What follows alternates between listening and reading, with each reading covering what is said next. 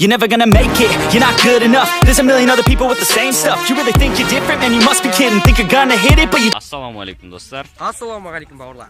Бүгінгі видеода біз сіздерге егер турникқа тартылатын болсаңыз, онда сізге арналған 4 кеңес айтатын боламыз. Топ 4 кеңес сіз үшін арнайы. Ең пайдалы кеңестер, онда осы видеомызды бастаймыз. Достар, кетті.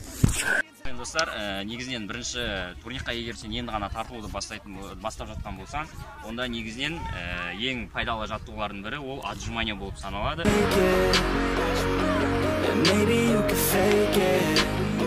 Сонымен ары қарай келесі бізде брусья.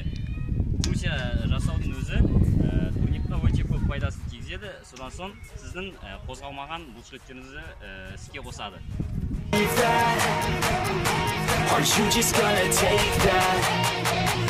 Содан соң негізінен осы брусья және өздеріңіз білетіндей турникқа тартылсаңыздар, онда негізінен сіз өзіңіздің бүкіл бұлшықеттеріңізді қосасыз. Содан соң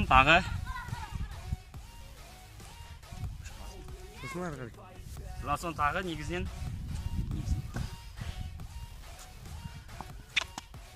Содан соң тағы өзіңіздің қозғалмаған бұлшықеттеріңізді қосқан кезде сіздің қозғалмаған бұлшықеттеріңіз қосады.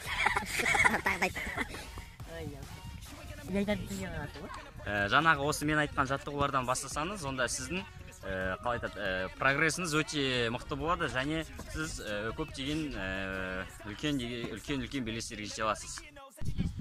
Сонымен достар, сіздерге екінші жаттығу емес, бұл сіздерге кеңес деп айтсам болады. Егер сіз тренировкаңызды, яғни жаттығуыңызды дұрыс жасай алмай жүрсеңіз, бос уақытыңызды турникте өткізуге мен өзім кеңес беремін. Себебі мысалы сіз далаға шығуыңыз мүмкін, жер үйде тұрсаңыз, далаға мысалы ішіңіз ауыруы мүмкін, немесе сіз қысылып тұруыңыз мүмкін. Сол кезде барып турникке барып тартылсаңыз болады. Міне қараңыздар.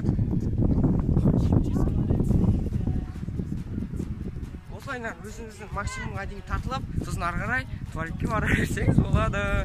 Бұл негізі мен өзім қолданғанмын. Тіпті сіз далаға шығарып жүрген кезде, мысалы қыс кезінде сізді көмірге шығарып жүрген кезде, барасыз перчаткиді киесіз, турникке тартыласыз. Міне осылайынан сіз тренировка жасайсыз және де сізге берген тапсырманы орындайсыз. Оны кез келген жағдайда мысалмен қарастыра беруге болады. Мысалы сізді дүкенге жіберді, ал сіздің неңіз бар көшеде, яғни кетіп бара жатқан жерде турник тұрса, онда турникке тартылып кетіңіз.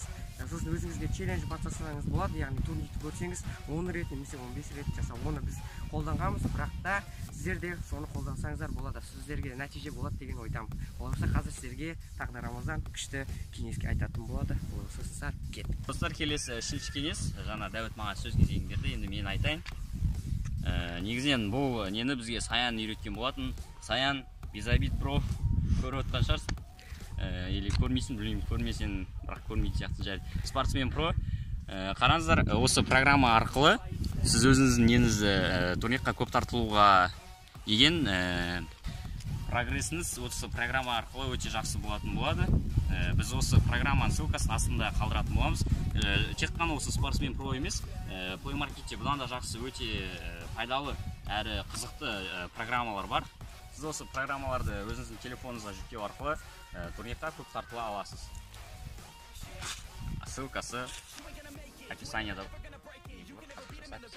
сипаттамада болады. Сонымен достар, ең соңғы 4-ші кеңес. Бұл кезде сіздерге өте керемет нәрсені айтпақшымын. Бұл кезде сіздер, яғни мысалы бірінші подходта, ең бірінші подходта сіздер өздеріңіздің максимумыңызды жасайсыздар. Сосын оны 4-ке немесе одан да азға 3-ке бөлсеңіз болады. Мысалы сіз бірінші 12 рет жасасаңыздар, достар,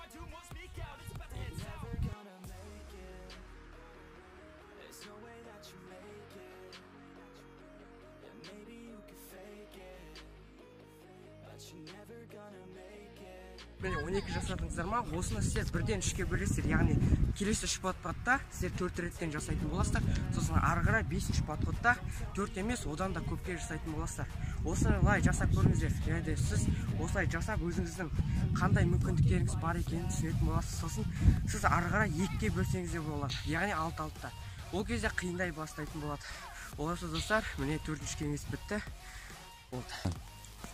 Негізінен біздің каналда видео бір апта болды шықпағаны.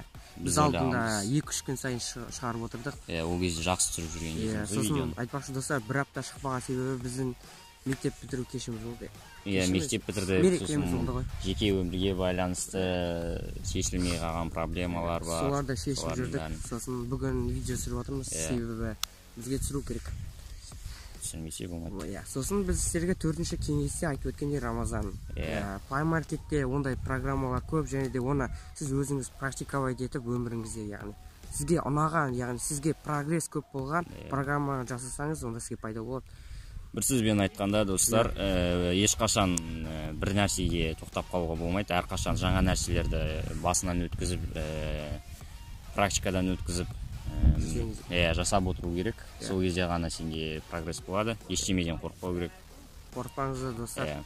Өздеріңіздің мақсаттарыңызды ойлаңыздар әрқашан. Ұйықтасаңыз да, тұрсаңыз. Мақсат болу керек ең бастысы. Біздің мақсатымыз YouTube-ты жару. Жару. YouTube-дан жерде суретін алып келіп жарасады, сосын мақсатым бітті дейді. Бізде 2220 подписчик. 2220 подписчик болыпты. Сіздерге көп рахмет. Осының бәрі сіздердің арқаларыңыз. Да, достар, біздің видеоны 1000 просмотр жинай ма, келесі мықты видео шығатын болады. Өте күшті видео, жазда жақында қалыпты.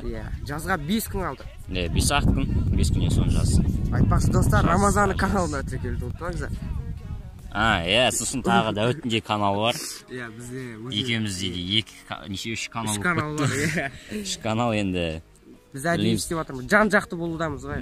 Жан-жақты болудамыз. Және мен каналда қазір видео түсіріп жүрген жоқпын. Ойлап отырмын. Жақында шығады. Жақында шығуы мүмкін.